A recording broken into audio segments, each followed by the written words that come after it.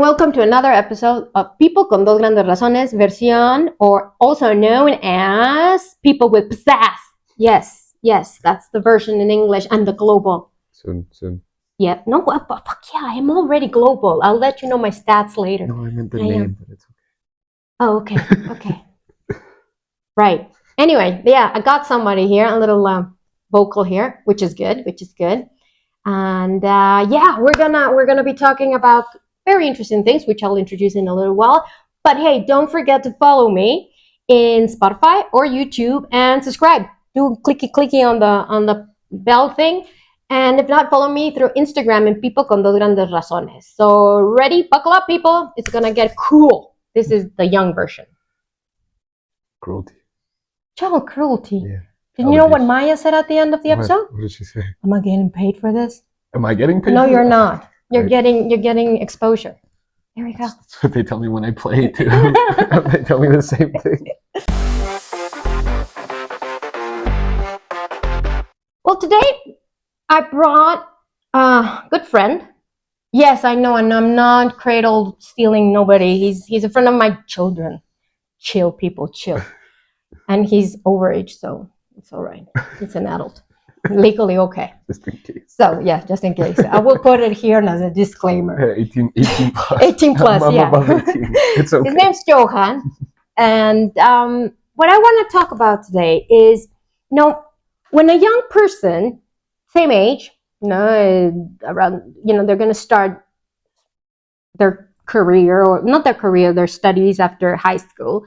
When somebody very young comes and says, I'm going to build a startup, or I'm going to start, try to put together.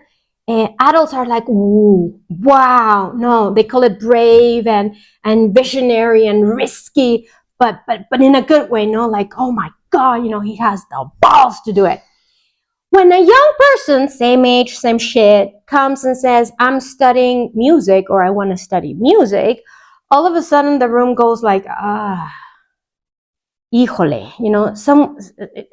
sometimes, that you see their face of concern, and we start suddenly talking about, well, do you have a backup plan? Have you thought this through? Are you sure? Are you sure this? It's all right to have a hobby,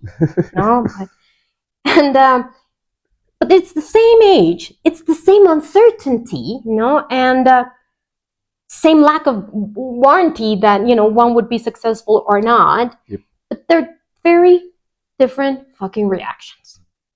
And before you think that this episode is about music, it's not. No. I'm not here to sponsor anything. Music just happens to be, I think, one of the most honest examples, or most visual examples. And it happens to be something that my dear friend is studying. Mm-hmm. So that's where you have it here. So what we're really going to be talking about in this episode happens to be what somebody has chosen as a path, and that it doesn't suit well, or it doesn't fit well with the corporate world, if you want to call it that way. We're going to talk about degrees that don't seem scalable, and it's such a difficult market to break through, and careers that don't come with titles that people recognize easily, right. And choices that don't that make adults in particular a little uncomfortable, tight in the ass. Yeah. And that's one way to put it. And they don't sit down and say, oh, well, that makes sense. And we're going to also talk about how many of us, no, of us matters, because I didn't do that. How many people actually, when they hear a young person following, this love, or this degrees and passions, sometimes project themselves, and they're like, well, I used to. But you have to make the money, the this, the that, and I used to have dreams too. Yes, I used to have dreams too. But hey, yeah. So today I'm gonna talk to someone who studies music, not to defend it. That's not my point, or defend the arts. No, not at all. Not to romanticize it. definitely not. But to use it as a mirror. And so welcome, Johan. Thank you very much. And let's get fucking deep into it. So, when you tell people you study music and they react with concern, because usually that's, I'm guessing, if not sarcasm, yeah. what do you think they're actually afraid of? So, I think concern is the underlying way they say it, but in reality, most of what I get is like a parent saying "good for you" to their kid when they have a new toy. It's like, Dad, I got a new toy. Look at this candy I have. Good for you, son. That's great. So most of the adults I talk to, at least, the people my age pretend to care a little more. They're a little more like open. They ask, "Oh, so what do you play?" You know, the basic idea when someone says they study music, oh, they must play an instrument, oh, they must be in a band, something like that. Yeah, but most of it is the underlying tone is always like, oh, good for you, buddy, nice job, And in the background, they must be thinking, ay, pobrecito. Yeah. Oh, he's gonna starve. Basically. Hope he has a good, rich father. I think that's a big part of it. I think music in general has, like, you have to have a little bit of nepotism to make it like really, really big. Right. But I think what most people are afraid of is stability. Because music as a career, you don't find stability easily. No matter, there are branches that are more business related for sure and that are safer and that you can go into, and those are fine, right? But really being into music, whether it's music production, whether it's live sound engineering and stuff like that, is a little easier to find jobs in. But it's music production, playing gigs, session musician, being in a band, whatever. I think stability is something you don't have a certainty of, because let's say you have a gig one day, right? And this gig plays really well, that you're touring with an artist, right? This artist is playing really well. You go on tour, the tour ends. You don't have a stable job for what could be a year or more. You have to look for your next gig. You'll have to look for your next gig. And so in that amount of time, you have to be able to like separate your earnings, whether it's investing, whether you're doing this, that. You have to make sure that you're separating it all in chunks for it to last you the uncertain amount of time in which you may not have a job. And I think generally that's something that scares people. I think people are very afraid of not having stability and not having a stable income. That's an interesting point, because my father, right, doctor, and my brother, especially when he started his career, both of them, let's call them freelancers. Right. Yeah. And I don't have the stomach, and there's people who do. I don't have the stomach. I like my paycheck, every month. Every month. I need that. But when you say, the instability, yes, that instability exists, but it exists not only in the arts, or not only in the history and the philosophies and all those careers. It exists even in normal, regular, corporate titled jobs. My father, a doctor. Oh yeah, like, he didn't work in a hospital. No, he didn't work for one hospital. He had clients which are, well, he was an anesthesiologist, so he worked for other doctors who were his clients. So if those clients didn't have work, he didn't have work. So he had to be going, and checking in, right, and looking for the next gig. Yeah, and so did my brother. Is there anyone sick today? Yes, anybody. Is there anyone I need to anesthetize today? Exactly, or anybody I can run over. I'll make my own job. I'll make my own job. But with my brother used to do 3D animation post-production. Oh, cool. But again, in like an agency, he worked for agencies. He worked for companies. So he had to be going and knocking on the door, right, which is so. That's the parallel that sounds kind of two-faced, because if my brother was the one sitting here talking about freelancing, people, I think, would be like, yes, it's a hard thing, but I know so many people that have made it. But when you're talking about music, finding your other music gig, it's a lot about perspective too, because there's the common idea of the hippie with the guitar, Yeah, stereotypes. Yeah, there's stereotypes, and when it comes to musicians, there's a large amount of stereotypes, and a lot of them are true as well. A lot of my friends smoke weed, do stuff like that. Yeah, it depends on who you talk to. There's ends to everything, right? Right. There's the group of people that don't, the group of people that do, the group of people who are very, very professional, the group of people who treat it as if it were a 9 to 5 job. They wake up, they practice, they do this, they do everything they have to because it is what they want to live off of, right? Yeah. But a lot of it does come from perspective. So if you tell someone, oh, I'm a musician, they think, oh, this poor person, they're never going to find a stable job, or they're never going to find a job. And it's okay. I don't want a stable job.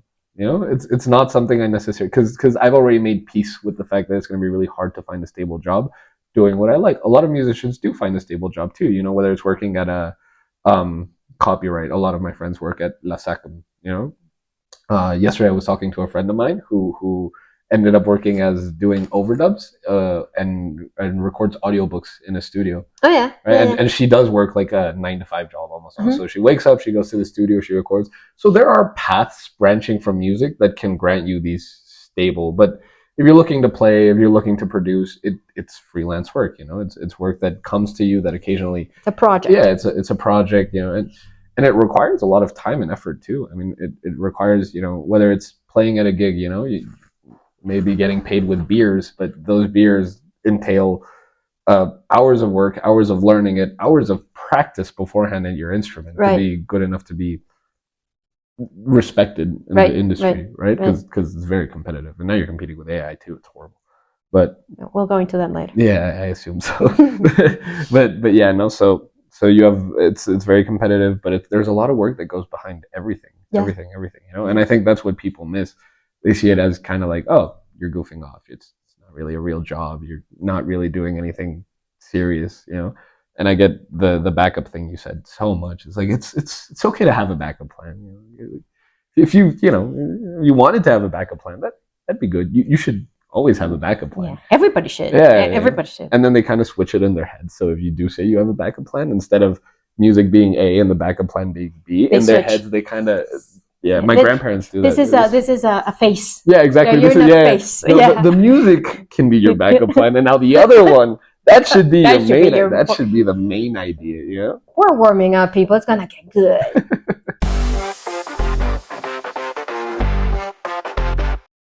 Okay, so let's don't massacre the comparison, but we will. So we have two 19-year-olds just about to start whatever they want to do in life. And one of them says, I'm dropping everything to start a startup. And people call that, God, that's brave, that's guts, man. Good for you. Balls. Like, good so few people can do that, the idea. And then you say, I'm going to study music. And they call it irresponsible. Are you sure? Are you sure? So what do you think is the real difference? I think just the avenue it's in, because I think that one is associated to music because you're going to study music, and the other one is associated to business. People think business, people think money. People think music, people think, oh, not a no money. Yeah, no money. No money. Right, especially when it comes to studying, because the music industry is chock full of money. I mean, there's money everywhere. God, yes. But it's very much the high percent makes a lot of money, and the low percent doesn't make much money at all, right? But I think, for example, if I were to say I'm starting a band, and I have really high hopes that this band is going to get famous, it probably won't, because it's almost impossible, right? But I have really high hopes this band is going to be famous, so I'm going to drop everything. I'm going to focus on my music. I have friends who did that, who dropped out of the music school to focus on their own project because they're convinced that they can make it. And that's fine. I mean, follow your dreams and whatnot. But I forgot my point. Oh, yeah. but yeah, so you have the person studying music and they're going to make a band. I think it's equally as unlikely that a person makes it big in a band than a person who says, I'm going to start my own solo startup. Yep. And that was exactly where I wanted you to go to, because percent-wise, I've looked a little bit into it, and okay, the numbers I got are from the U.S. Ni modo, but I couldn't find anything else. So there goes. But the percent of let's call it young people that want to make it big. But big, let's focus it, and I think this is also a very important point. When you say I'm going to study music, people in their minds, what comes first is he wants to be like U2. He wants to be like Café Tacuba. He wants, they only think of the big band or the big solo artist. Yeah, and also like and music is not only that, as you mentioned before. It's not. There's a lot of. It's avenues. a huge catalog. Yeah. But okay, let's focus into that.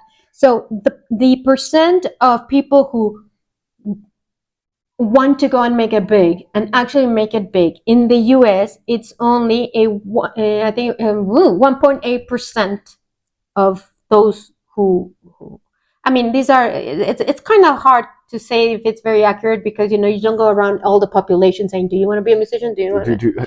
But from what they gather in their sample, that's what they got. Right. People who start startups, young people who start startups and make it to the, and let's not, and for me a comparison will be to make it a unicorn. Right.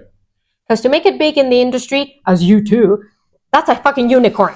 So, so if you do a comparison is as a startup making to a unicorn, the percent of successful ones is about, I think it was 1.9 or 1.7. It was 1 point difference. Right. No, point difference. Point difference. So it's not that far off. No, it really isn't. And I think like referring to the last point, I think a lot of people have the negative opinion on playing an instrument rather than being like a solo career because there's a lot of negative stigmas around the old bands, like such as Motley Crue and this, which was like drugs, women, this every night.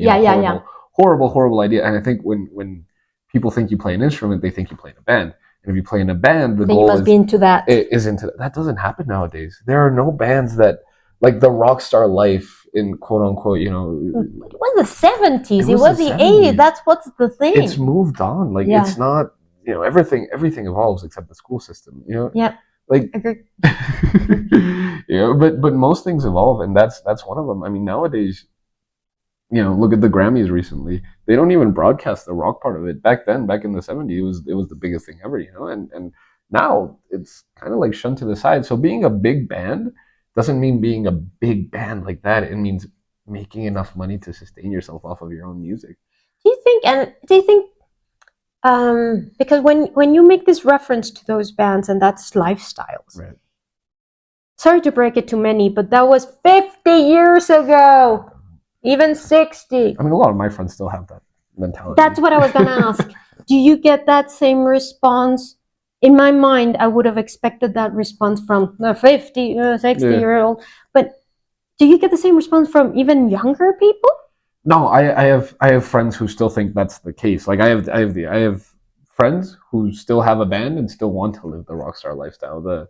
I want to be in the biggest rock band in the world. I'm going to play you can play the biggest stages, but it's not the same level of fame, of notoriety. You're just not going to get that. But yes, there are a lot of people who think, oh, you're playing an instrument. You must be in a band. That's the goal.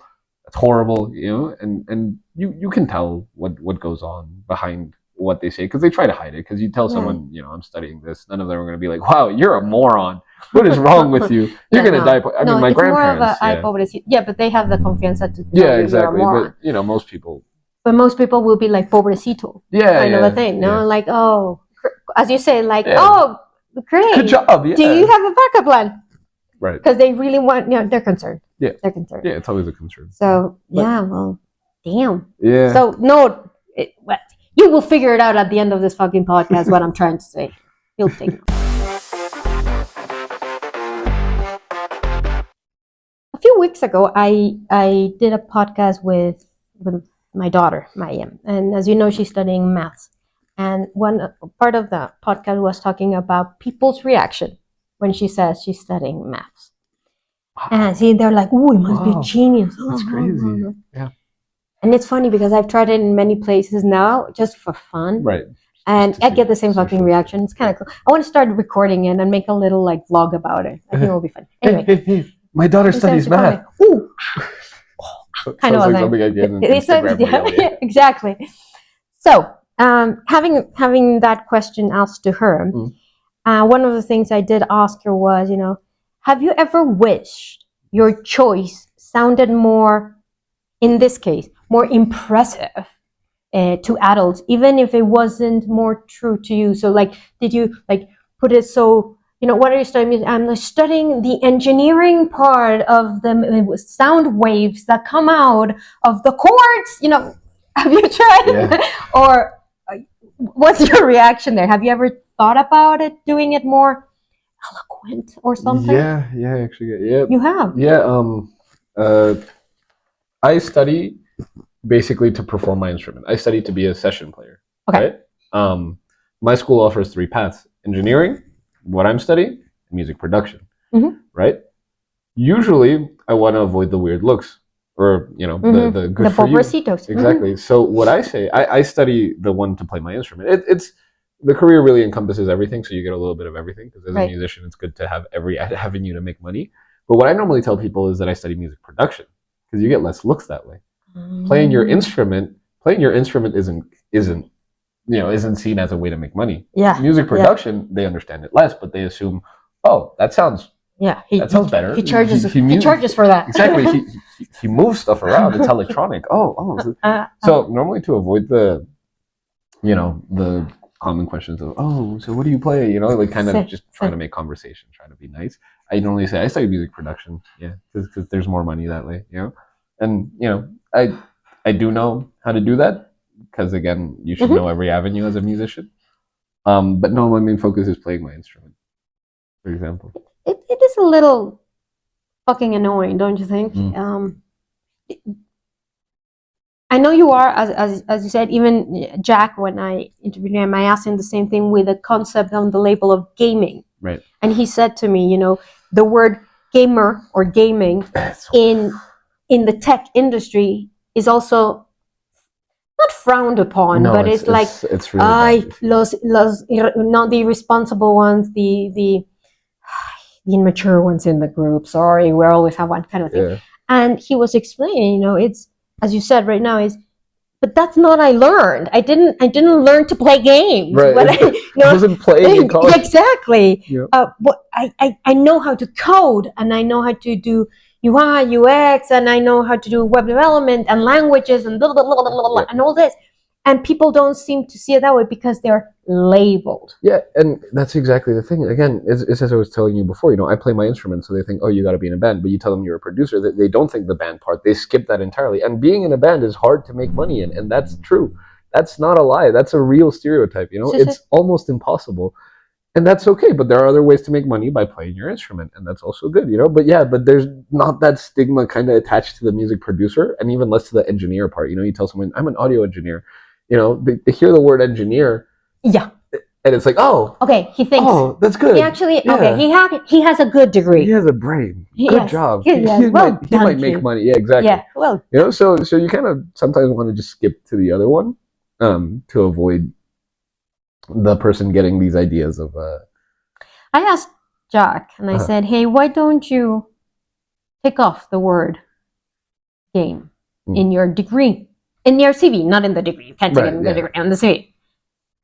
And it was a really interesting conversation with him because and I agree with him, is why should I, if it encompasses sometimes even more than other routes that we've talked about in the tech industry. But he's like, no, I have to be true to myself because I think it's not that I know it and I need to hide it. It's more like, educate yourself, people. It's because that's what I was going to say. It's more than anything, it's a lack of understanding. It's a lack of the other person wanting to understand and knowing about it. It's like, for example, when I do tell people that I study to play my instrument, I play my instrument, and they say, "Oh, so you must be in a band? Are you playing with anyone?"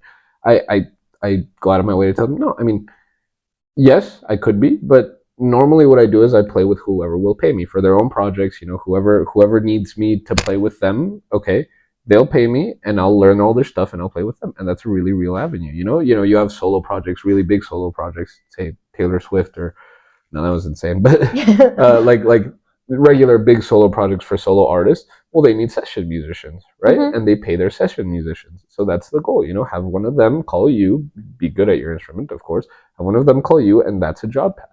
Right. But it doesn't.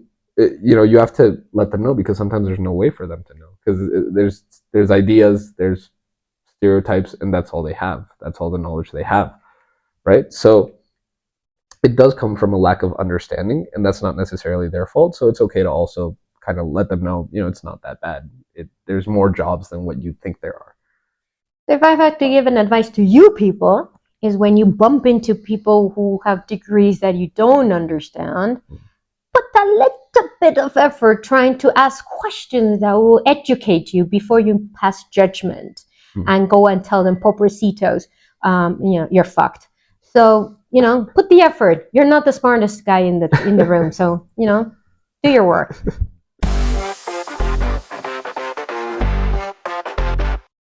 Now that we're trying to educate you people, I ask you right now, what's harder?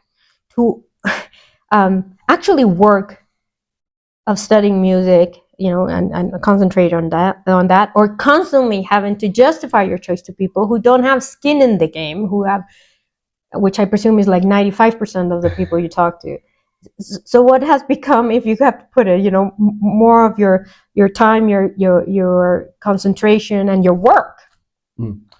It's actually crazy, because when you were like in a world like music, you wouldn't imagine it, but almost your entire circle of people that you're around, regardless of what happens, are also musicians. Or in my case, it happens. So you think you interact with a lot of people, and a lot of people I don't know who don't study music. Then and like my parents' friends, anything like that. Adults mainly, honestly. Well, adults. The over 50s. You kind folk. Like those people. What are you talking about? I'm 35. Sure. Yeah. Yeah. No, I had my kids really young. Really. 11 years Teenager. old. It's probably a crime. Teenager. 15. 15. No, that's great. Great, yeah. But normally I don't have to justify it to anyone, because unless there's an adult or something, because most of my friends are also musicians. When it comes to stuff like that, your circle really kind of gets closed down, and in the industry, it's really big and really small at the same time. So at least around here, normally when I have a gig with people I don't know or anything, or I go to a place, I end up seeing a ton of people that I know that I already know. So it's really interesting, because it really does kind of close down the niche. The niche, yeah, right. Yeah. So I don't really have to deal with like explaining to people, oh, I do this, I do that. Most of the people I interact with do it too. Yep. That's one thing I used to tell my kids. You might not fit well at high school, but when you move to study something you like, you want, or you want to pursue, you find your tribe. Yeah, completely. And that's when you start clicking with people, obviously, that, yes, you might find in uni, people from all different careers, but the ones you're studying will be, your tribe. And that becomes really cool to know that you're not alone in this world. Yeah, almost everyone I interact with nowadays is a musician. Yesterday, I went to a friend's birthday party, and even people who weren't from my school and I didn't know almost everyone was a musician. There everyone had bands, and I got there, and some people I didn't know. The first thing my friends said to them, "I know you guys. You guys are the ones who do the TikToks about your band." I'm like, that's interesting. Yeah, well, social media. So even people I don't know, when I go to things about people with music, you end up meeting more and more and more musicians. It's like you kind of get more and more and more, and your circle gets larger. Yeah. But it's almost always to do with what you're doing, especially when it's a niche like music. If you're studying something like business, it's not going to be the case. But now, seeing that your community, let's put it that way, or your surroundings have started to be about music, within music, and there is this, and it's stereotypes become stereotypes because there's truth behind it, right? Yeah.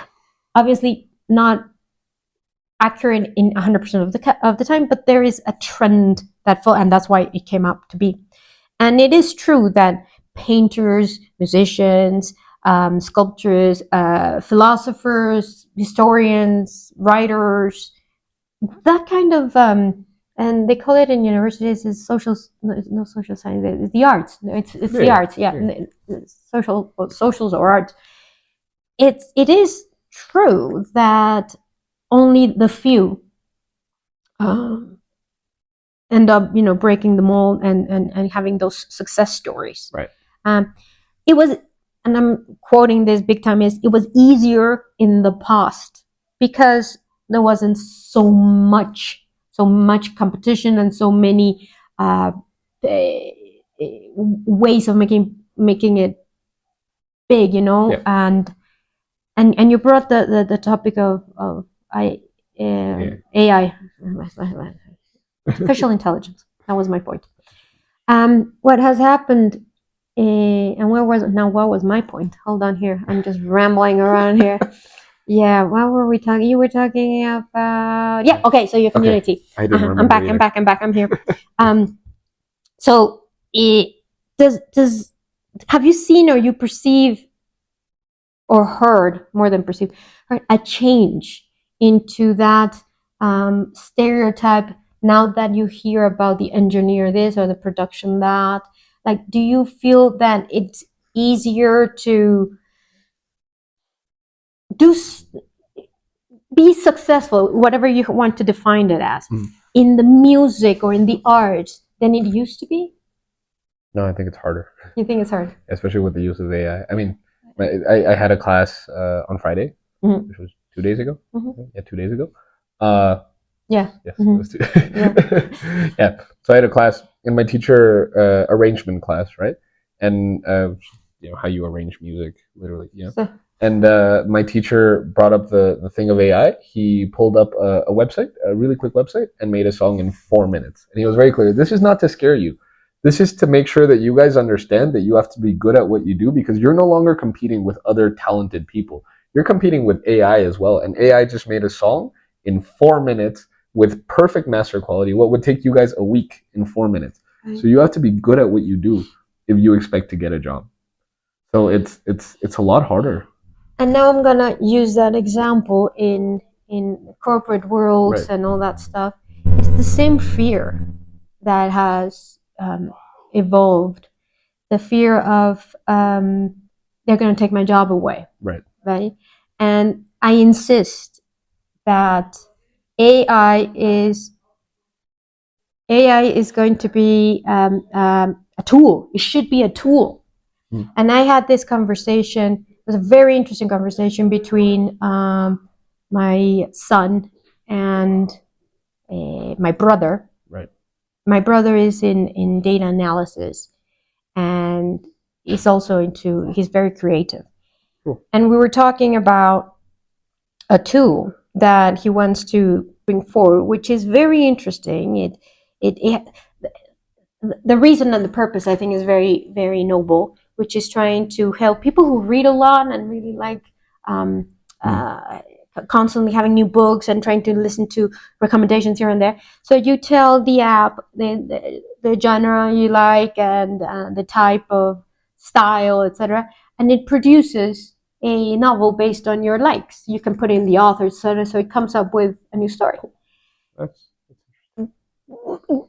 Jack was not for it. He's like, that's exactly the problem of, in his opinion, of the incorrect use of because it's taking the creativity away from.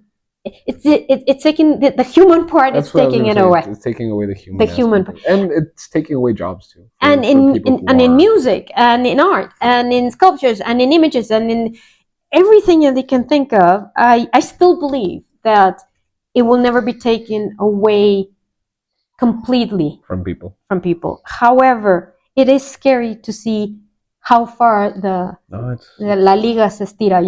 It really goes to the point of fuck. No, and at the end of the day, it is a tool. And my teacher also said that, over time it will evolve, and stuff like music schools, niches like that will evolve into incorporating it, because you have no choice but to do so.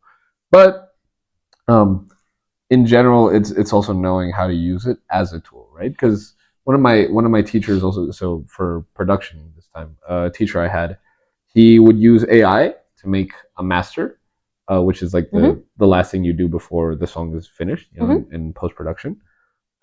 So he would have AI do the master, so that way he kind of had like a base for it. Then he would listen to it, and then he would adjust everything himself so that it sounded the way he liked. So it wasn't just throwing it into the AI regurgitates it. You send that to the people who pay copy you. paste. Right? Some people do that, and I it's know. horrible. It's horrible. No. It's really bad when you pay someone like what?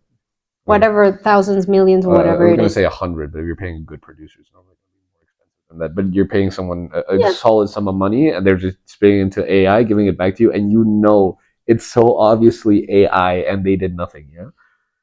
And there's a difference between that and using it, then you listening to it, then you adjusting everything Of you need to course, adjust, of course. because that's using it as a tool. That's okay. And I think that's the way it should be used Yeah. in every single area. I call it always my assistant with steroids, because the time it takes for it to analyze, for example, data used to take me 4 days. Right. It takes it minutes. Yeah.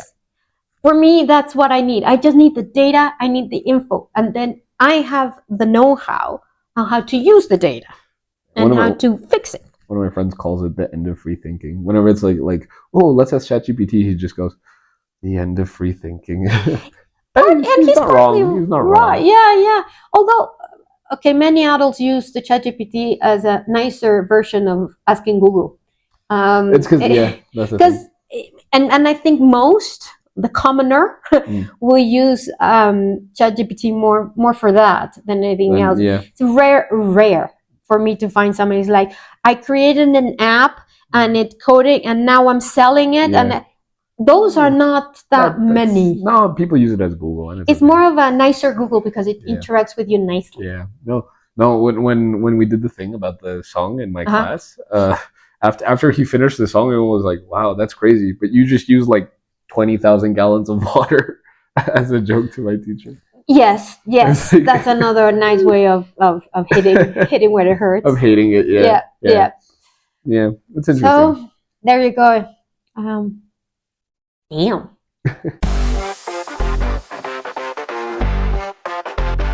All right.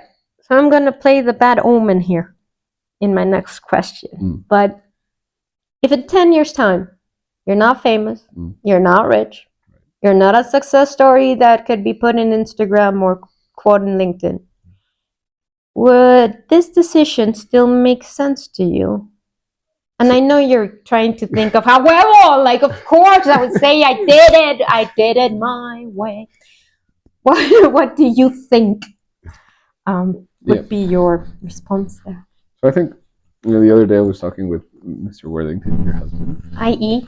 Gary. My ex-physics teacher. Yeah. I wasn't very good at that. There's a reason I'm a musician. No, but I was talking to him, and he also tells me stories of people he knows who went down the same path. They're doing fine.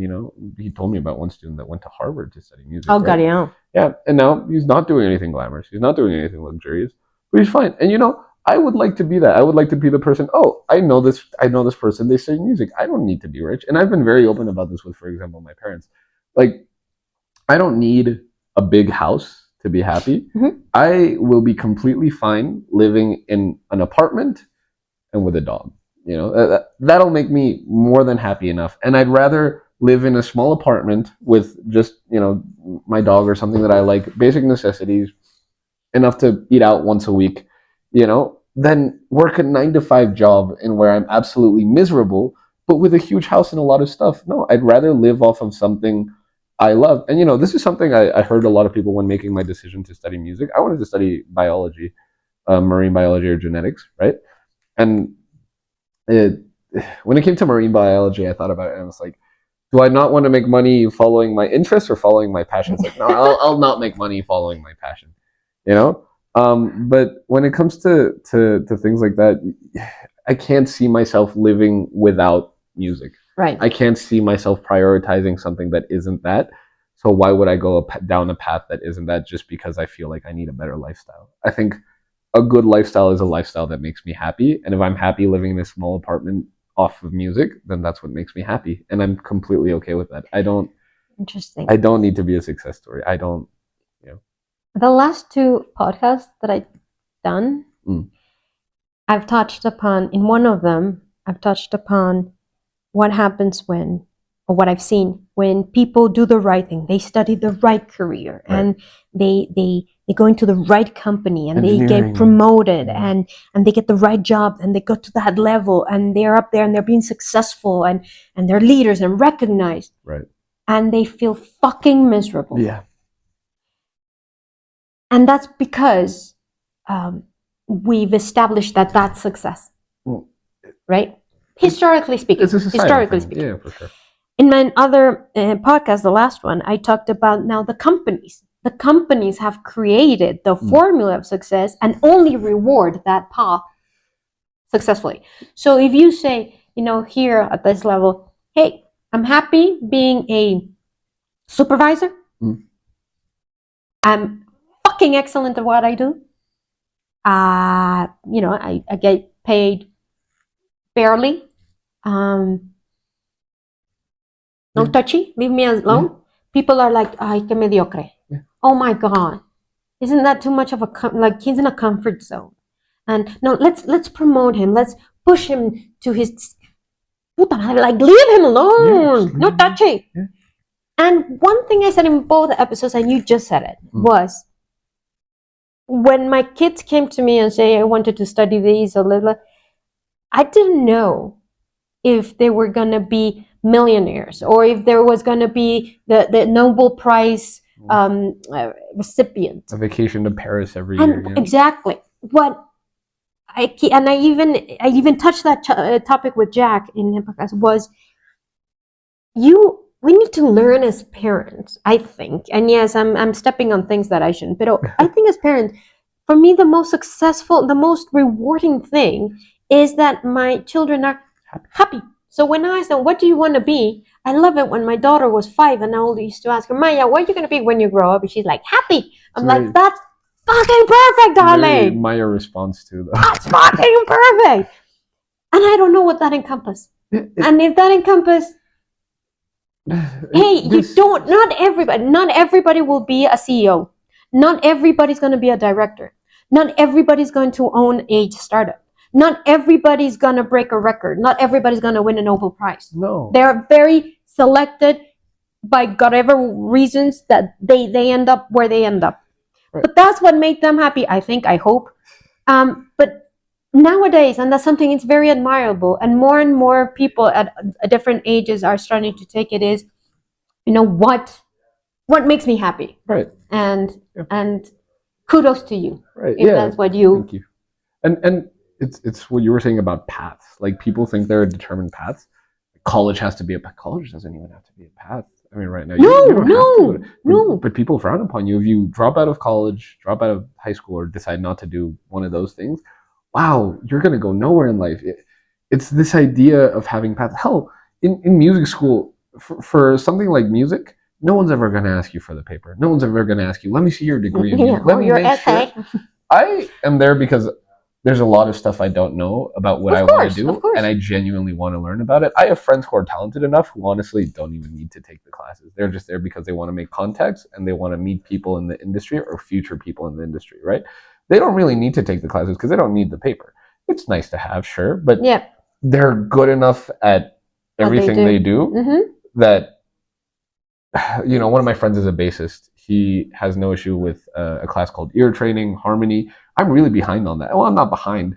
I'm at a normal pace. I'm not advanced. Yeah. This guy, since he got in, he already knew most of the course. Yeah. So he could have just gone and probably done his exams, but he's still doing it. He's still in the school because and I'm sure he's learning bits and bobs and things. Yes, of course. And he's meeting people. He's having a good time. Like, it's okay to enjoy this part of your life, and it doesn't matter how you enjoy it or what you think you. Just enjoy it, and if it leads you into enjoying your future, all the more for it.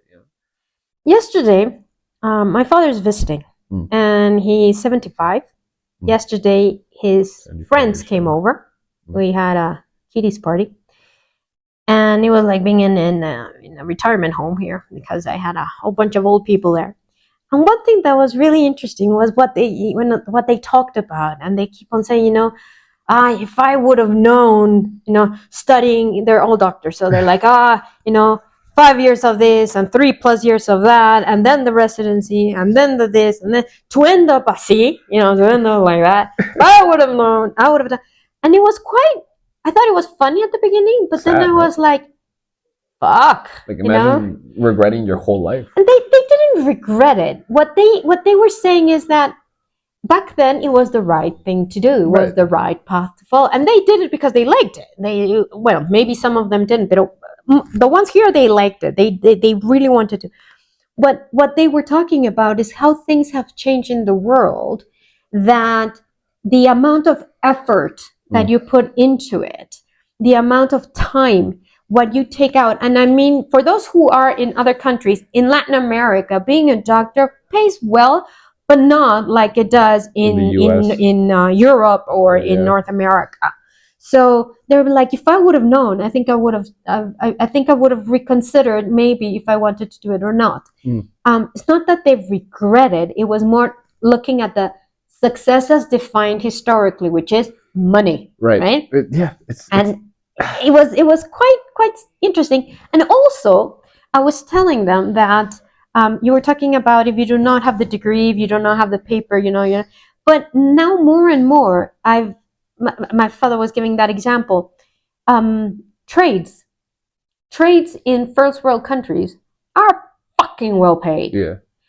He was telling them that he left his keys inside his house, and he needed A locksmith, right? So he called the locksmith. He lives in Europe, and off comes the locksmith. He's like, dear, he got there and he just went open. And I'm like, okay, and how much did he charge you? Yeah. 200 euros. 200 euros. Crazy. It's just that. Wow. I'm like, okay, I think I know what I want to retire to. So I was gonna say. I mean, as a kid, I should have practiced picking locks. Picking locks, yeah. Well, it turns out that it's not as simple as, hey, let's pick locks. You have to have a certification that you're able to do it, and it's a degree, or you have to go to school for 2 years for locksmiths, 3 years for electricians, and 3 years for plumbing. Right. Which is, it's a trade, but it's not your traditional degree. And there's people for school, and there's academics, and then there's people who are not, who are more into trades. They are more street smart, I would call them. Yeah, truckers make a shitload of money in Europe. Oh, wow. Absolutely. My nephew didn't go into university, and he became a truck driver. Yeah, no. He's 31, I think, or 32, and he's really well off. Yeah. I mean, his father says he has more money than sense, but it gives you an idea of how. Well, I'm sure he has a lot of sense because he has a lot of money. He's who's the smart one here? Exactly. Who's the smart one? But it's true. My brother-in-law, he also only did his GCSEs. Then he went into being an apprentice as a draftsman, and then he became very successful in his career as a draftsman in doing yachts and things. He was very, very successful, but he hated his job. Right. Yeah. He dreaded, and he was, I would say, even quite depressed about it. Yeah. And he liked whiskey, so he started on the side, kind of like the taste, and then blogging about it, and he started doing more and more and more, and then he started calling attention because distilleries started sending him samples for him to blog about them, and now he ended up saying, "Fuck this shit," not the whiskey, the other one. Right, yeah. Fuck that shit. And he now is a well-known blogger. No, he is a whiskey ambassador for a distillery. Wow. They hired him. I didn't even know that was a thing. That's crazy. Yes, okay. So he drinks whiskey for a job. That's incredible. And talks about it and travels about it. Isn't that the job? Because there are so many avenues people just don't think. People think very clear. You have to go this. You have to work for a company. So like there are so many different avenues. Absolutely. I mean, even for me, I could, what I was telling you about living in an apartment, that I could make enough money for that by just teaching class, like going to some sort of music school, teaching classes every day, teaching a ton of classes a day. That will give me more than enough for the lifestyle I described to you. And that's all I need. I don't need more. And playing gigs on the side, and everything a normal musician would do. that's normally, again, the freelancing thing is really tough, and honestly, I'm the first person to make fun of my own career path, Mm-hmm. making jokes about not making money. I'll be the first to do that. But realistically, enough to live how I described and how I am okay with Mm-hmm. and will make me happy. Mm-hmm. I can do that by just giving class. Yeah, just doing the minimum just doing the necessary. minimum necessary, Yeah, and maybe yeah. someday a really good job will come, because that's Yes, the good yes. thing about freelancing. I can do that on the side, and eventually I'll get a really good call for a job, and then I'll have good money, and then I'll go back to doing that, and that's fine, and I'm completely okay with living like that. And Yeah, there's so many avenues. we have to take away, as a society, Mm. the stereotypes that we put to different degrees or different paths or different that people choose, and as I think people themselves, Mm.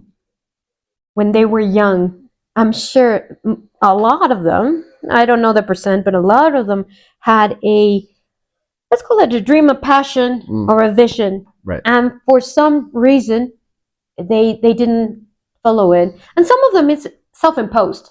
Some of it is like, no, God, like, what the fuck am I going to be doing? Like, what the hell? Yeah, I can't.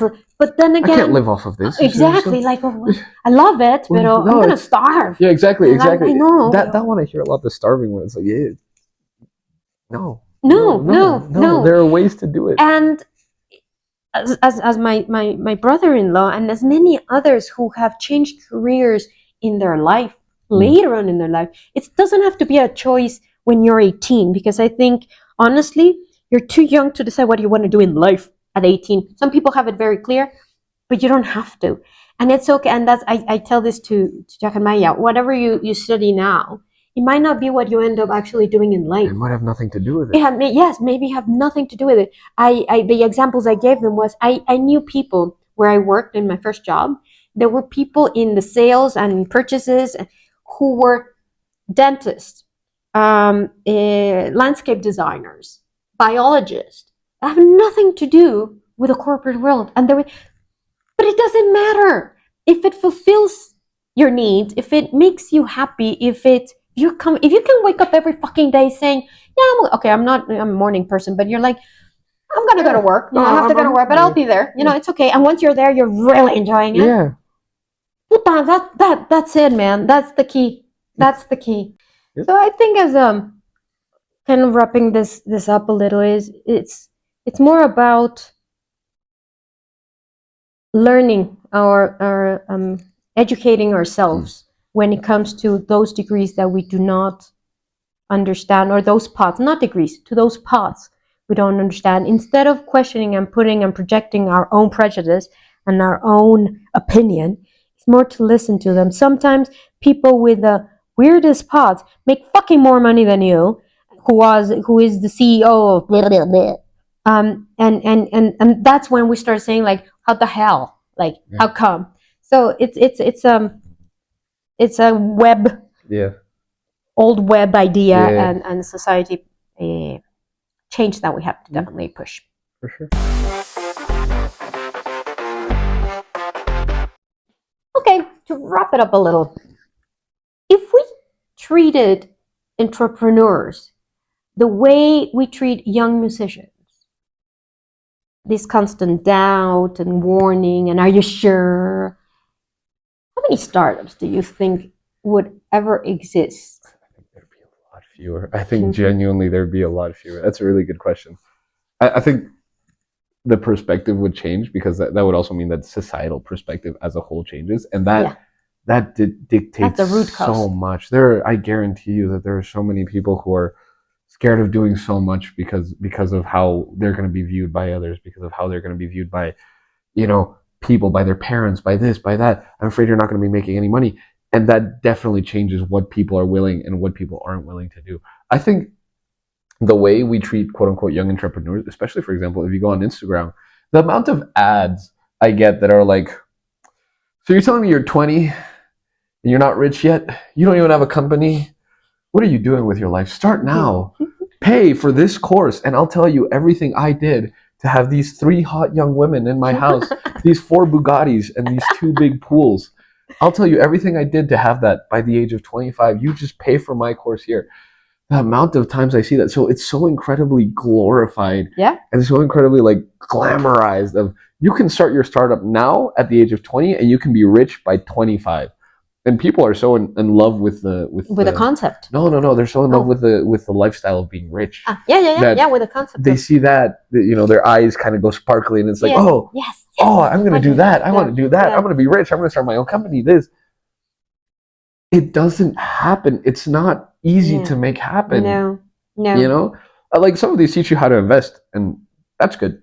Teaching you how to be responsible with money from a young age. Absolutely. That's Which great. is something that is not taught. Right. That's not taught. No. And it's a great thing to know. Absolutely. Especially, coming from a musician, I'm going to have to know how to manage my money well. Absolutely. In case, what we were saying, I get a good job, then I get nothing, right?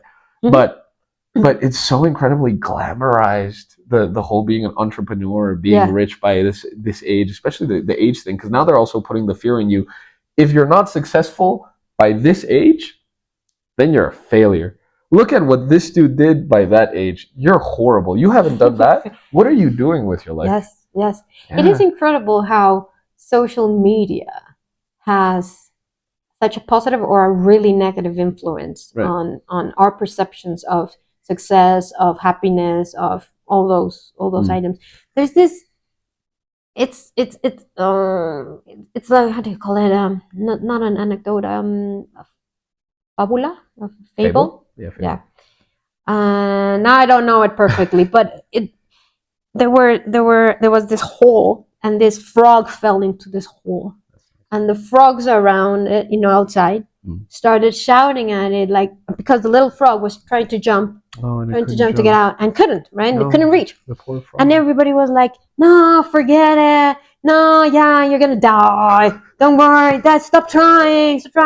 A fable for kids? Yeah. Well, that's nice. Put attention, people. So anyway, this is for adults. This friend was trying, and you can see that he was trying harder and harder, and then finally came out. And then all the frogs come over to him and like, "How did you do that?" And he wouldn't respond. And then his mother comes over. He's like, I'm sorry. I was looking for it. He's deaf. And then when the little frog said, why did he thought they were encouraging him. Oh, wow. That's why he kept on trying harder and harder. That's really sad. No, that's really cool. The deaf part. But that's really sad, the impact of the words, of what motivation can do. That's my question. Now let's put it the other way around. Right. So if I treated young musicians with the same support, motivation, enthusiasm, advice that we tend to put on the young entrepreneur, how many successful musicians do you think, and successful again by every definition you have, would we have? So I was going to mention, successful probably wouldn't change much. We'd have a lot of good music, more good music, but you'd have a lot of more happy people. You'd have a lot of people who are happier doing, because for me, a lot of the people I know, once making music, being a musician becomes a part of their lives, it's really hard to genuinely let go of it. Like once you're in that world, it's something so really beautiful and to be a part of, and like just it's so enveloping that it's hard to let go. So if you didn't have all of this societal pressure to like leave it, and people actually encouraged it, and it's like, wow, that's great, no, awesome, okay, and understood it better, you'd have a lot of people making what makes them happy and doing what makes them happy, as opposed to right now where a lot of people leave it and pursue what they think will actually make them money. I have a ton of friends who, most of them study communication. Communication seems to be the one you study when you don't think music is going to make you money. So you're not sure what you do, so you go to communications, right? That's the one I see a lot. But we also have the demotivation I was talking about of so if you're not young and successful yet, you're useless. Not as in your face as the entrepreneurs, but a lot of my friends see someone like Olivia Rodrigo and Sabrina Carpenter, and they're around our age, and they see them as like, what am I doing with my fucking life? But success isn't being rich, and that. It's your definition. Yeah, for sure. But I have to disagree on one point with you. You say that you don't think they will be more successful? Again, depending on your definition. Right. I disagree, because when I asked you the question about treating entrepreneurs the way we treat musicians, you said something would have changed in society. That's the way we started treating entrepreneurs. That's true. I think that if we also change the way as a society we treat musicians, I think then the society itself would probably be more invested in pushing, and more attention would be given to the sector that it might. And not just music. Again, I'm talking about all the different journeys, different paths that we follow. If we would treat all those paths with the same enthusiasm, motivation, etc., that we do with the young entrepreneurs, I think we would have a very different society itself. I did not think of that. You're very And that's why I'm here. Yeah. I see. but you're definitely right. I think I was going to mention the I didn't know what you were going to disagree with me on, but I was already thinking about my comeback. Okay, what's your comeback? No. I was going to say, okay, maybe, but if there are more musicians, there's also a higher volume of musicians. Therefore, it's a competitive thing, so there's less jobs. But you're right in the sense that if society changed, there would be more jobs for musicians, and then there would be a higher demand, so it would be okay that they're. Yeah, it's I think you're completely right. It's supply demand thing, and it's a matter of investment. The more you invest in science, the more you invest in the economy, in the arts, in culture, everything has obviously a shift, but it has to come from as a society, right? Yeah. And it starts with each and one of us. Like, it's not just society is not a thing. Yeah. It's all of us. Yeah, and it's a perspective change, because at the end of the day, music is very subjective, right? So you're not gonna all of a sudden be open to all types of music. You're gonna like listen to what you listen to, but it's kind of like changing the perspective to, I don't know if respect is the right word, but appreciate what other people do, even if you don't agree. If you don't agree with it, right? Well, that per se applies to fucking everything in life. Yeah, I agree. From who you hire in your companies, which has to do with this, with who you accept in terms of discussions. Yes, I never talk politics here or those kind of controversial. I like controversial topics in the people area, but not in. But it's true. Is if you learn to listen, educate yourself. Not learn, educate yourself. Definitely don't have to agree, and that's why there's so many different cultures in companies. You have very conservative culture companies, and that every day there, and Monday to Friday, 9 to 5, and with the tie and with the suit and then the high heels, and that's fine. And there's people for that. And then those are completely remote, all over the world, nomads all over, and that mix of diversity itself and mix, that's their culture.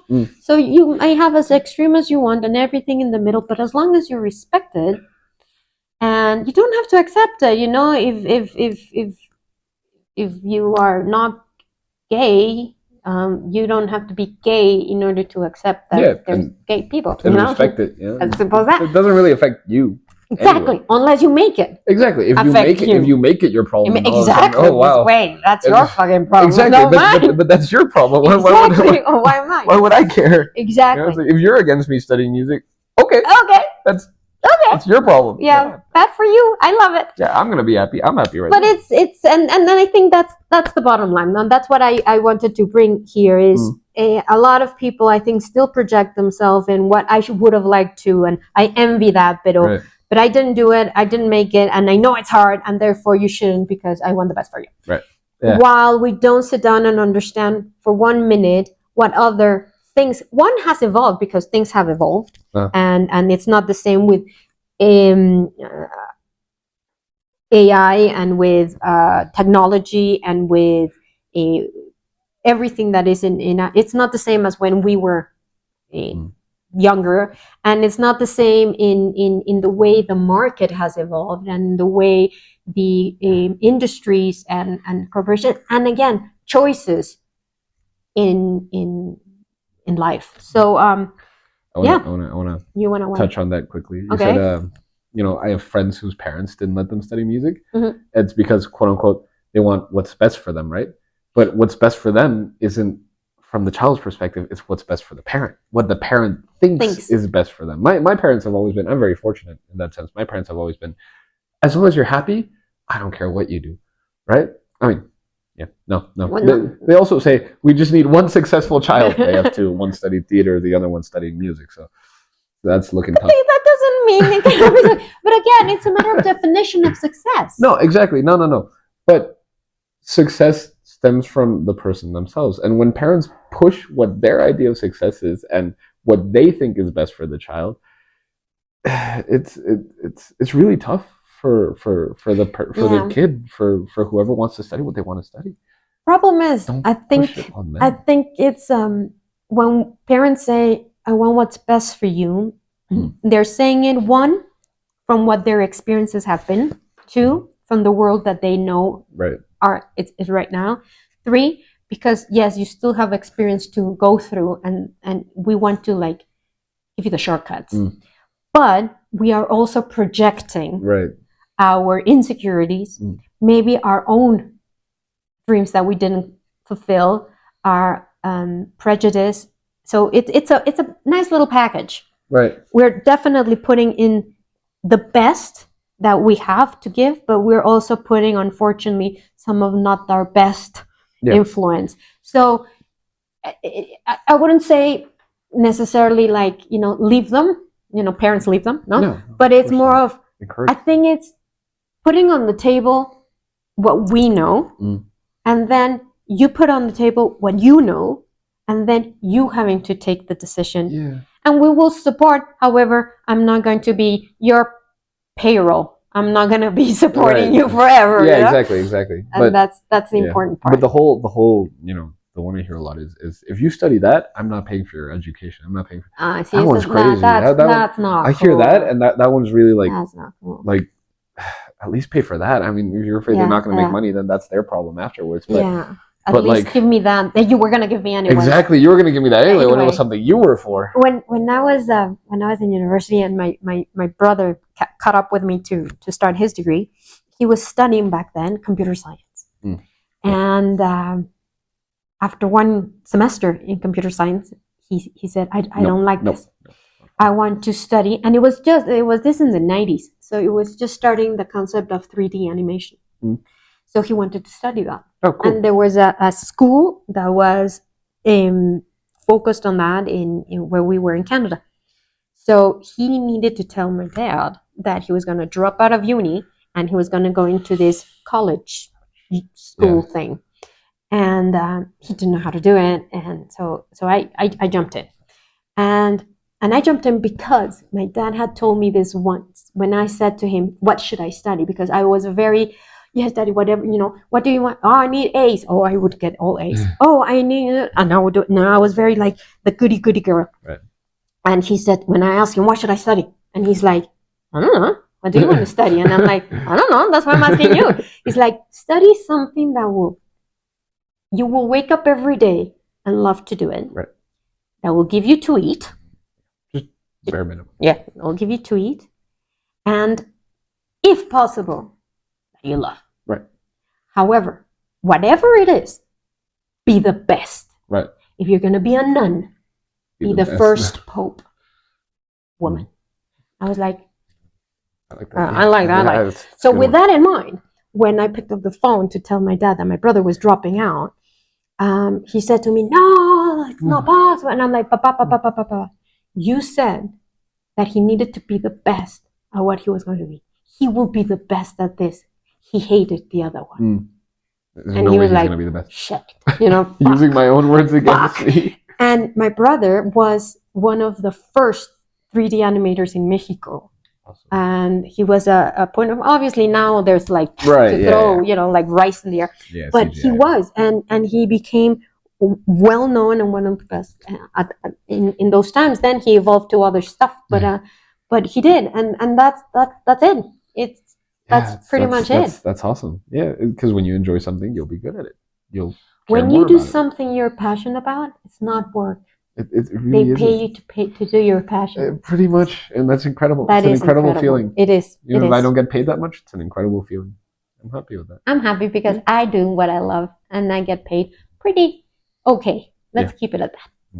Anyway, More than I would. well, thank you so much. I hope you enjoyed it and stay tuned. See you next Thursday. Bye. Bye. Subscribe. Say bye. Bye. Yeah, subscribe. Subscribe. Subscribe. Yeah. Follow on Spotify. Si te gustó el episodio, compártelo por WhatsApp o al link Pipo con 2 grandes razones, y así lograr que más gente se entere del contenido. Suscríbete en Spotify y activa las notificaciones, o en YouTube dale a la campanita para enterarte de todos los episodios de estreno y dale una calificación de 5 estrellas para que más gente pueda encontrarlo. Sígueme en Instagram, Pipo con 2 grandes razones, y platícame qué temas te gustaría escuchar.